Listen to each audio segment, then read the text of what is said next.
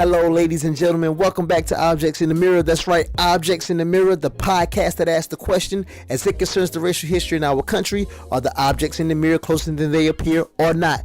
It's so good to be back with you. I know it's been a little break, but we're going to continue where we left off. This is part B of our conversation with Uncle Darrell. My Aunt Betty chimes in as well. I hope you really enjoy Objects in the Mirror, Episode 3, Part B. So, Aunt Betty, did you, when you were coming along, did they had, I know you went to a separate school, so at places they still had separate bathrooms and stuff like that?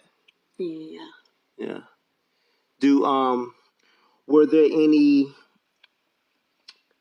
rules as far as that you got handed down from either older siblings or older or parents to say, don't go to this town, or this is how you need to act when you're around, certain people, or anything like that? Any social rules that they wanted to make sure that you followed to, for you to be safe or anything like that? Around white people? Yeah. No, because we work with them. You work with them? Yeah. So from you think your experience of working with them and that relationship building, you think it just kind of help your experience overall? I think so, because like I said before, we just didn't see that. Mm-hmm. My dad, he go to Belanger store. They gave him credit, Mm-hmm. and they just worked well with him. Now, what was said behind him, we don't know. No. But as far as we can see, as I could see as a child, we had a good relationship. Yeah. So you have to remember that this area wasn't as bad as deep south, like Alabama, Mississippi. Mm-hmm. They just weren't like that. Yeah. So from your experience, you were taught specifically by your parents to, it seems like, to just, love people regardless, or to interact with people regardless of the color of their skin. And yeah. Gotcha. Mm-hmm. At the movie theater. Yeah, the movie theater. Now, there was a movie theater in Loretta. Oh, gosh, which is still there. They reopened it. But years ago, we would go to the movies, and I think it was 10 cents. They had an upstairs and a downstairs. And the blacks had to sit upstairs, and the whites had to sit downstairs. And we went to the movies, and it was, it was okay. Yeah. We didn't have a problem with that. You just had to sit separately. That's it. And it didn't bother us. Mm-hmm. We were glad to go to the movies. Mm-hmm. But that's kids, as well as I do. Kids don't really see color. They really don't, And you don't really, until you're faced with a situation, that's when you really can see it, Mm-hmm. But if you're not faced with it, you can put 3 kids in a room, 4 kids in a room. One could be black, one could be Chinese, one could be white, one could be Mexican. And they'll never know what color they are. If they're age 5, 4 or 5 years old, they'll never know. Mm. Because that's the way it is. That's why you say you let kids be kids, and they'll never see that you're a different color than I am. Because they're colorblind when it comes to that. Kids are, until they're taught. And once they're taught, then you'll see that.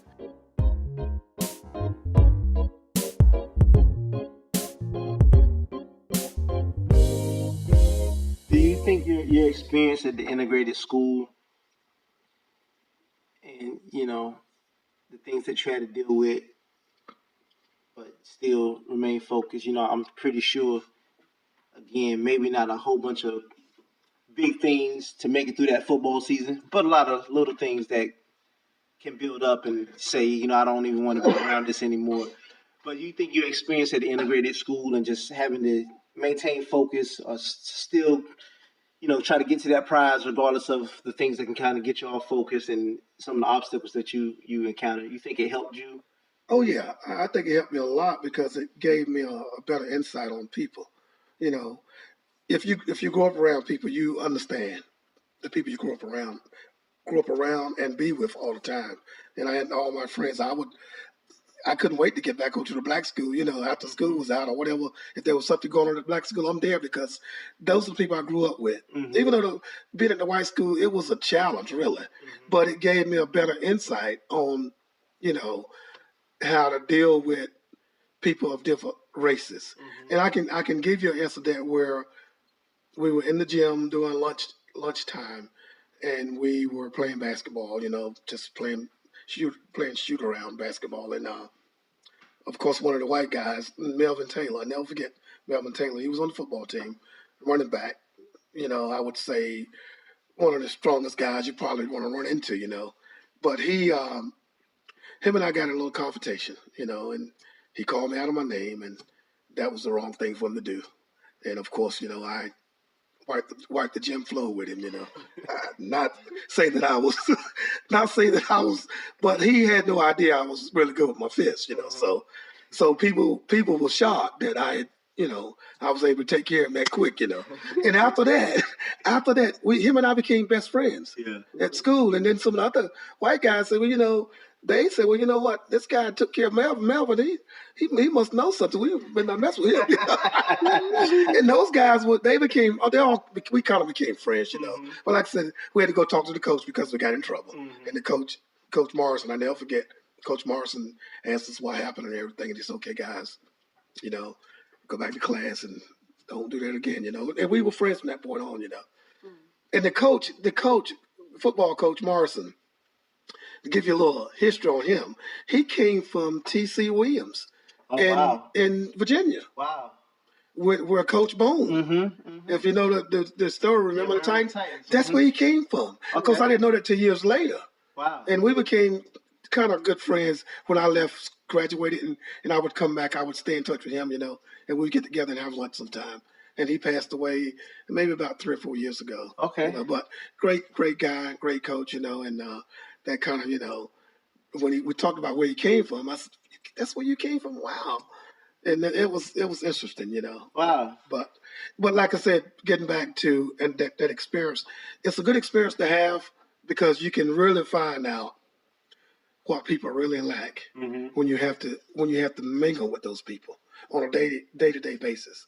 Whereas we didn't have to when we were growing up. We kind of stayed to our own, But like Betty said, when they worked on the farm with them in tobacco stuff, they had a good relationship, And I know some of those people over there, they crazy about the Collins, So that kind of started years ago, and it's still here today, Did you face any resentment from the black community for choosing to go to the white school? I did, I did because I know some of my friends were saying, man, who you think you are, going over to the white school? What that don't make you no better than nobody else. And I didn't think it did. I thought I was doing the right thing for myself.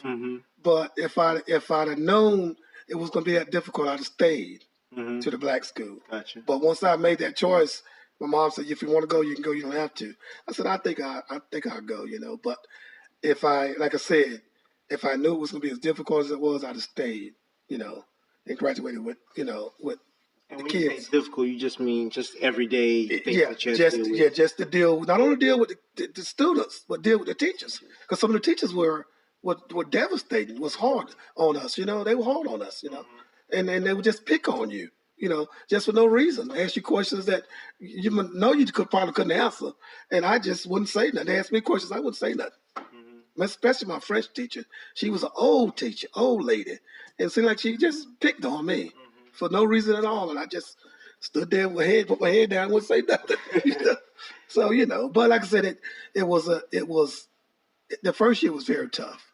And the second year wasn't as tough because got kind of acclimated to what was going on. And it wasn't as difficult that last year, And like I said, some of the kids that I graduated with, I still stay in touch with today, So which is good,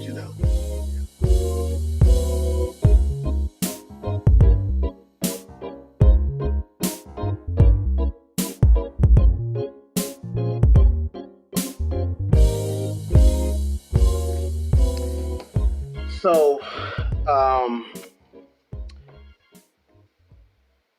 you think? Well, okay. My goal, I think, is to call. I want to title this whole series called Objects in the Mirror, because you look through your side mirror and it's objects in the mirror closer than they appear.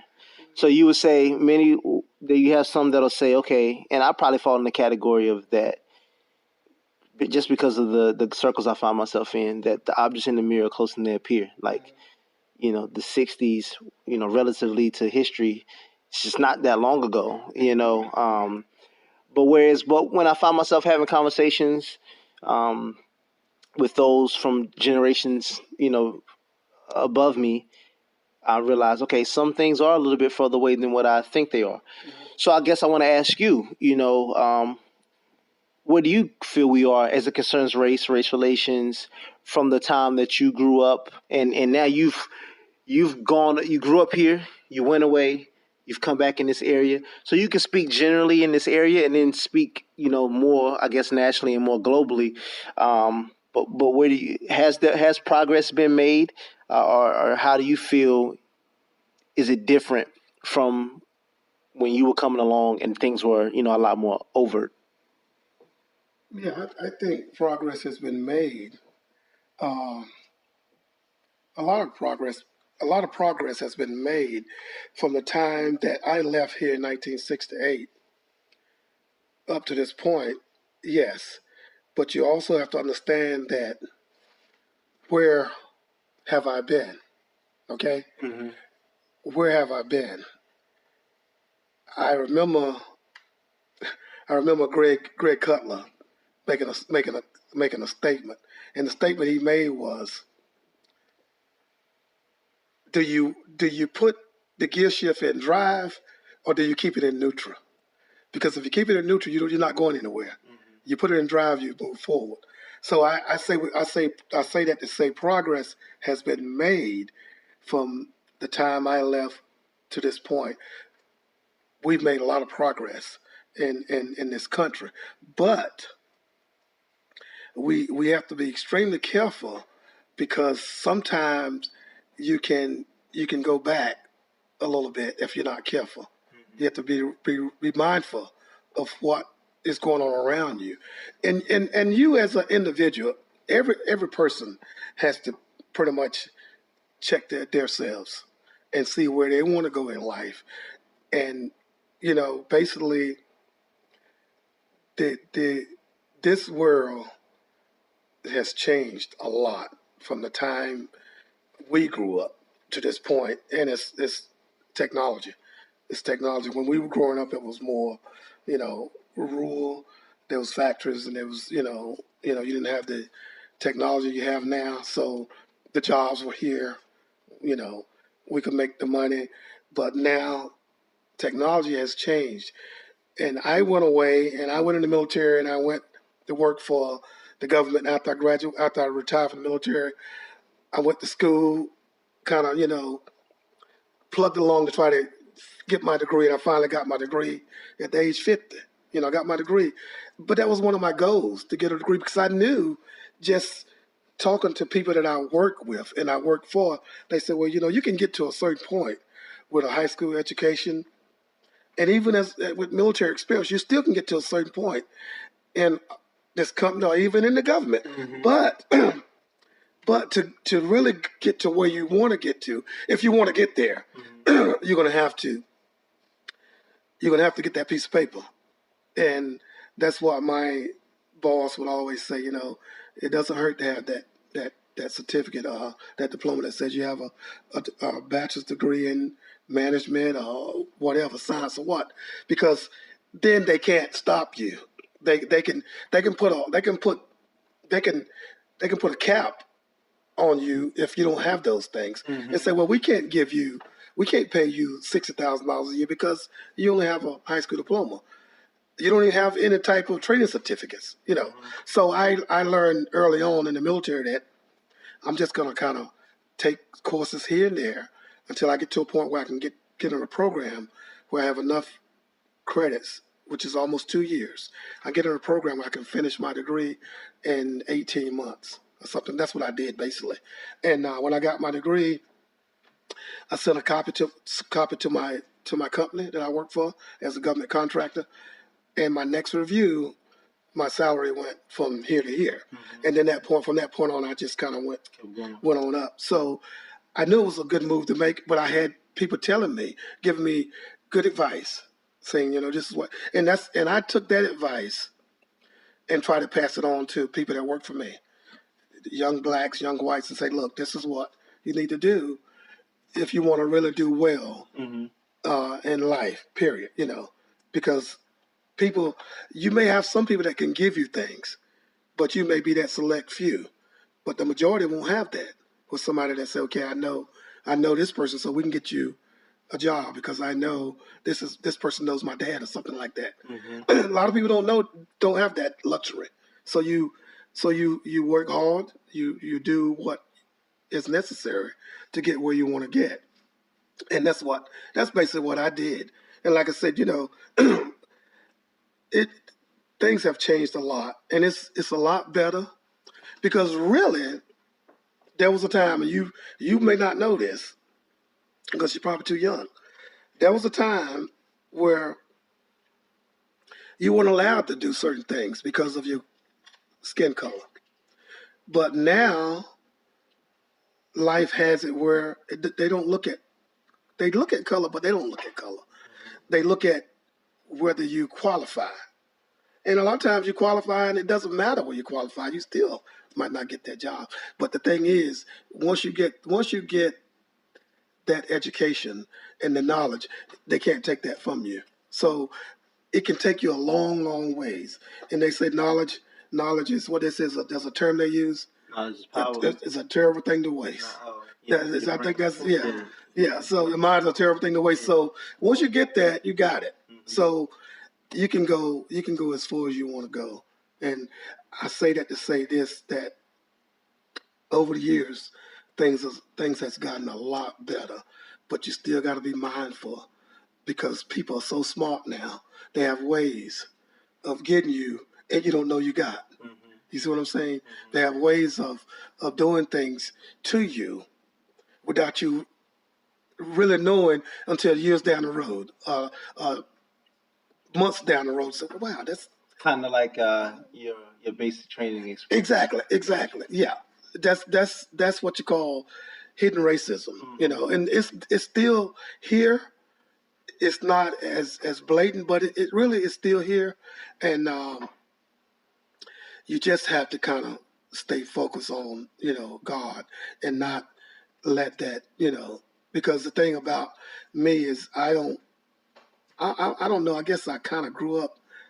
I don't let stuff like that bother me, because there's always going to be somebody that don't like somebody, and I'm one of those people that I can't dislike nobody for some reason. I don't know if that's something my parents kind of instilled in me, but I don't know. I just don't have a main bone in my body that I know of, So, like I said, we come a long ways, and we still got some ways to go, because sometimes people in certain positions can cause things that, to kind of reel up in people that was hidden, and certain things can bring things out of you that was in you, and you may have known it was in you. It's just that it took this to bring it out. You see what I'm saying?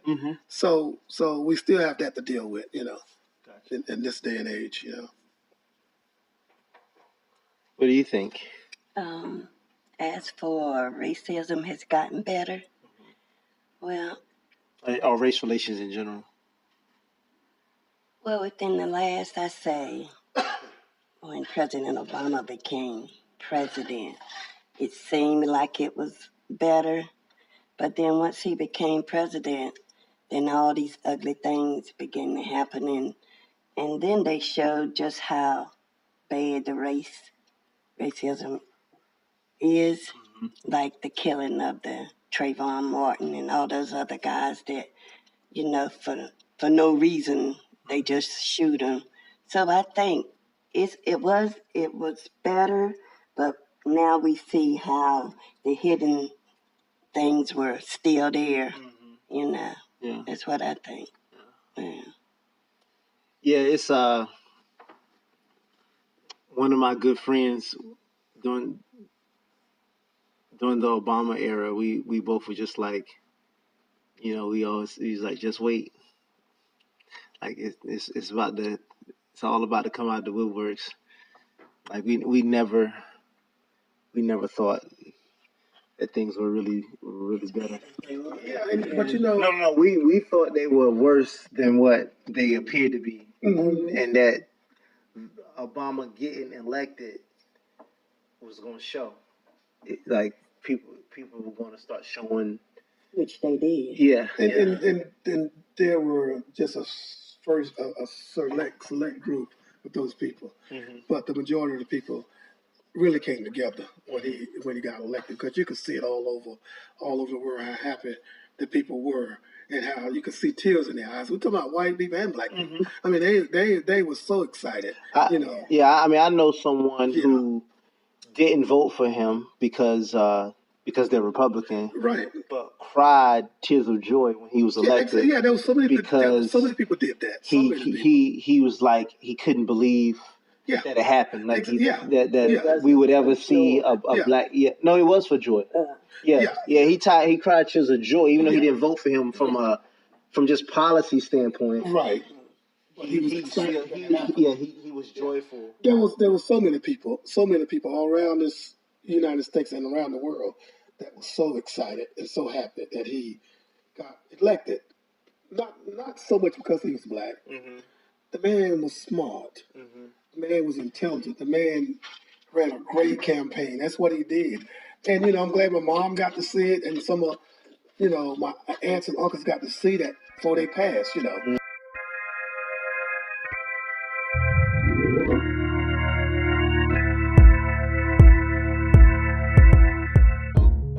Thank you so much for checking us out, Objects in the Mirror. I really enjoyed bringing these stories to you. I hope you enjoyed the conversation that I had with Uncle Darrell and Aunt Betty. I hope you enjoyed as much as I did. Remember, if you like this, follow us on Twitter at OITM Podcast. That's at OITM Podcast. You can find us on Apple Podcasts, Google Play Music, TuneIn, Stitcher. If you like what we're doing, like, subscribe, share it with your family and friends, and tell them to do the same. Leave us comments, have discussions about it. I hope you enjoy it, and I look forward to get you more content in 2019. Take care.